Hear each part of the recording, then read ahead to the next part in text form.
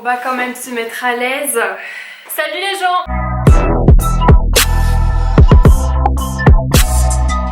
J'espère que vous allez bien. Aujourd'hui on se retrouve dans une nouvelle vidéo. C'est un retour de course, alors ça existe déjà sur YouTube, voilà, je n'ai rien inventé, mais je vais le faire un petit peu à ma sauce parce que vous le savez peut-être, vous le savez peut-être pas, mais je suis étudiante, donc le budget course c'est pas le tout, mais il faut faire attention.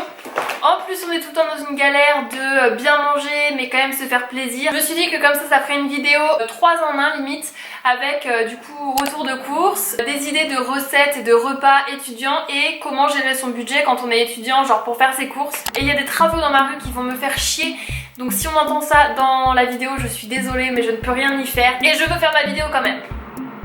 Ça va être infernal.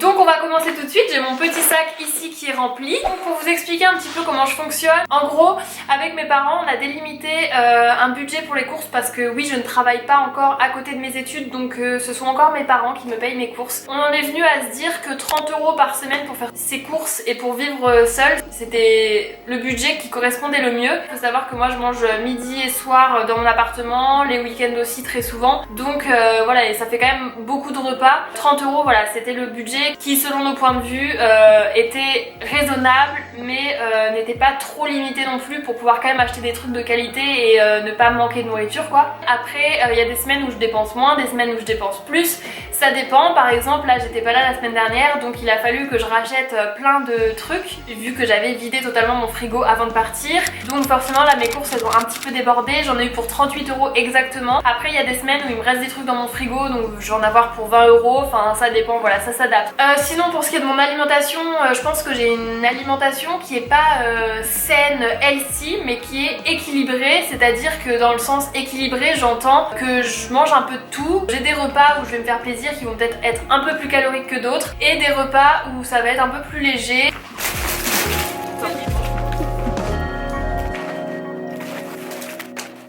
Alors je vais commencer avec le rayon fruits et légumes, tout ça, parce que c'est important les gars de manger des légumes et les légumes ça coûte pas cher, genre vraiment pas cher. C'est pas une excuse de pas avoir de budget pour pas pouvoir manger de légumes, genre il y en a plein qui disent ouais mais on n'a pas de budget donc on peut pas manger équilibré.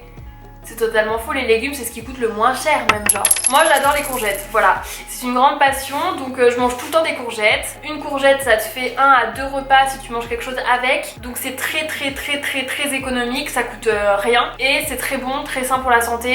Soit en rondelles, soit en petits dés là. Tu la mets dans la poêle avec de l'huile, voilà, et bah c'est très bon. Je prends quasiment toujours des champignons parce que les champignons ça va dans tout. Genre tu peux les mettre avec de la viande, tu peux les mettre en crudité donc froid, tu peux les mettre avec des pâtes, de la crème fraîche ou quoi. Des tomates cerises évidemment. Moi j'aime bien les crudités, du coup je prends souvent des carottes, des radis et tout. Du coup j'achète genre du tzatziki et genre des trucs apéro comme ça. Et ça fait manger des crudités un peu plus ludiques parce que t'as l'impression que ça fait un peu apéro, t'as vu. C'est trop bon et genre quand tu rentres des cours et que t'as trop la dalle mais qu'il est 18 h, au lieu de t'empiffrer genre des gâteaux au Nutella qui sont bah clairement pas très bons quoi, bah tu prends ça. Du coup ça te cale un petit peu en attendant le repas et tout en étant des légumes et tout en étant bon et frais. Vraiment c'est le très bon plan. Sinon pour manger avec le tzatziki je prends j'ai pris des blinis, soit même pour un repas, genre un repas où j'ai trop la flemme de cuisiner, bah je vais prendre genre des crudités et des trucs comme ça genre que je peux manger rapidement, ou les midis où j'ai pas trop le temps. Bon là en ce moment on est en hiver donc genre les fruits c'est pas le plus ouf qu'il y a quoi. En plus si tu fais un peu gaffe aux destinations, aux distances et tout pour l'écologie, pour la planète, et que tu veux pas acheter des trucs qui viennent de Madagascar ou du Pérou, bah il reste plus grand chose. Donc bon, fruits de saison je suis pas trop calée, je vous avoue que là ça se trouve je vais vous présenter des trucs, c'est pas du tout des fruits de saison. Par exemple le matin, si t'arrives pas à manger le matin, genre mange une banane. Et c'est déjà ça, c'est toujours pratique parce que ça cale quand même, c'est hyper mastoc, ça te donne de l'énergie pour la journée et ça va peut-être être plus facile à passer si t'as du mal à manger. J'ai oublié, j'ai aussi pris un avocat, tu peux le manger en entrée ou alors pareil en crudité si t'as pas trop le temps de te préparer à manger un midi ou quoi. Tu prends un avocat avec une tranche de jambon ou n'importe quoi, enfin ça passe quoi. Ensuite dans les basiques, des œufs, c'est la valeur sûre, tu peux les foutre sous tout les formes que tu veux, donc t'as l'impression de manger tout le temps des trucs différents alors que c'est tout le temps la même chose et que ça coûte pas cher en plus. Tu peux faire des œufs au plat, des omelettes avec des trucs dedans, du gruyère râpé ou des champignons ou des lardons, n'importe quoi. Tu peux faire des œufs brouillés, tu peux faire des gâteaux avec, tu peux faire des crêpes.